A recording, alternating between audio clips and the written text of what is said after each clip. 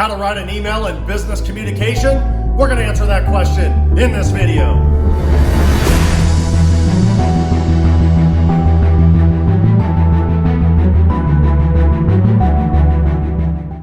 Okay, let's rock. Let's talk about how to effectively write an email so you can communicate with whoever you're trying to reach in business. Okay, so I'm definitely one of the people to talk to about this because I have gone through and received, in my life, probably tens of thousands of emails. And there's a lot of patterns that I see, a lot of mistakes that I see when people are trying to reach me.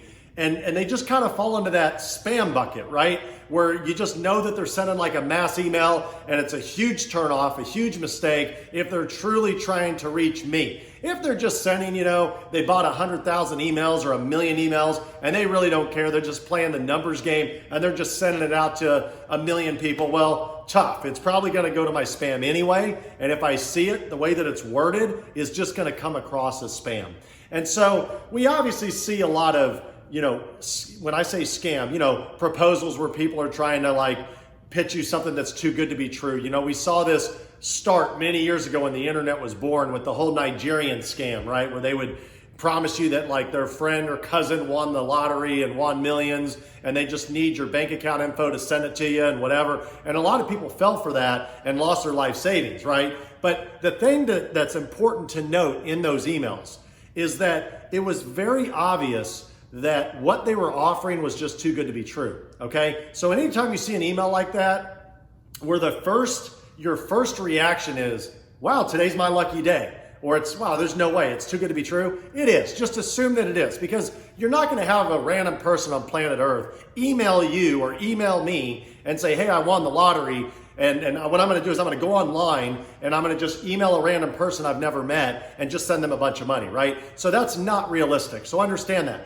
So we're talking about how to write an email. So the reason I wanted to bring some of these, backlog stories is if you understand what these people are doing wrong, it'll help you effectively write an email to whoever you're trying to reach so it'll actually resonate, okay? And what's important to understand when you're writing these emails is that you are trying to give the other person on the receiving end, whoever's receiving the email, something that's going to hook them, that's going to be really beneficial to them, okay? Because if you don't, you're just another email.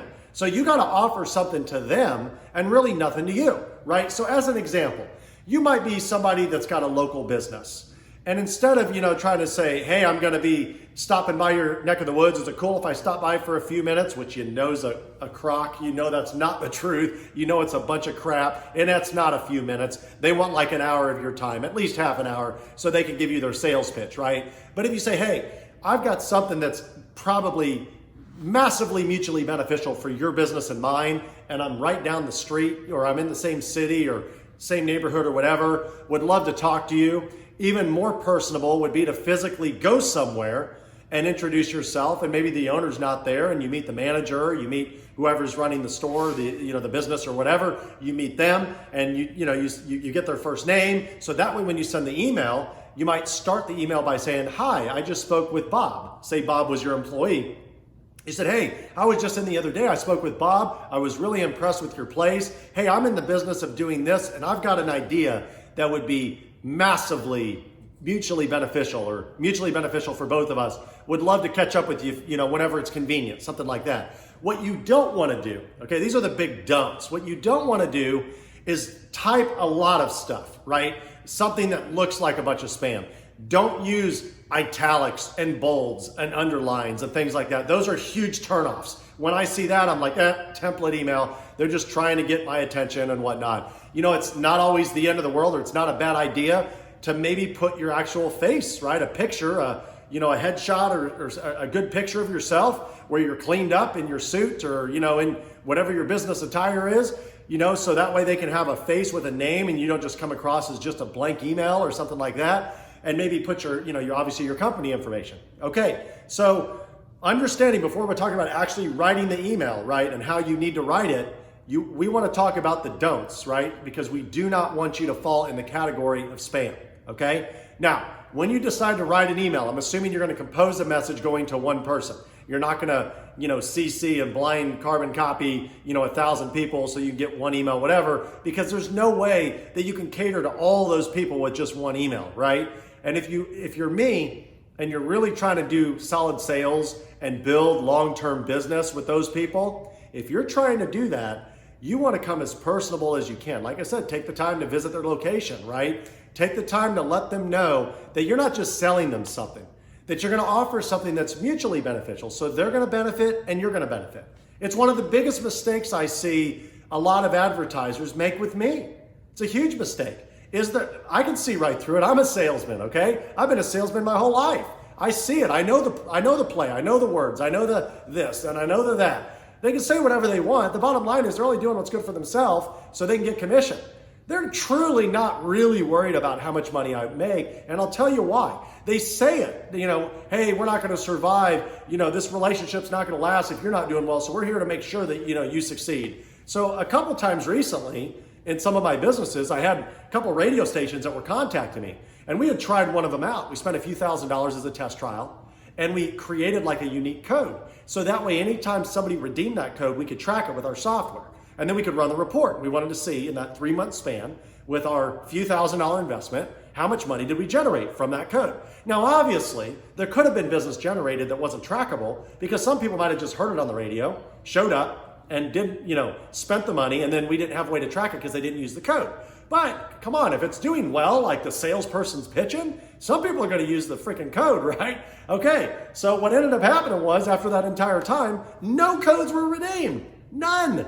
And this salesperson's calling wanting us to renew. Okay, so now let's get you to spend more or whatever, or giving me the, hey, sales pitch, it needs to take more time and things like that, yada, yada, yada. And if you think about that, I'm sitting here going, do you not realize that I just spent a few $1,000s and on paper, from what I can see on my reports, that I got nothing out of it other than my business name being mentioned on the radio? That's great, but not for that much money. I lost money with you. Holy cow. How dare you ask me for more money, right? That's kind of the whole concept. So these people, the reason I'm telling you the story is they keep sending emails. And what they don't realize in those emails is they don't realize that they're just being the same salesperson all over again. They're just rewording it. They're just pulling a new phrase out of the bag of their tricks, right? To try to get more money. What they haven't done is they haven't made it make sense for me. They haven't shown me a roadmap to where it's mutually beneficial. It's great for them. We're paying their radio station and they're probably getting good commission off it.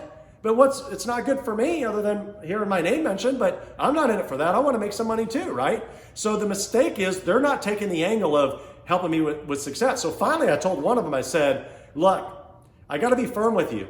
Unless you can guarantee me results with money back guarantees, I'm not interested. And boy, that just hit the brakes. That person stopped calling me. It got real. It got real because, whoa, now their money was at jeopardy, right? Now if they have to guarantee it, they got to back it up. They got to back up their words. They got to back up their mouth with the money.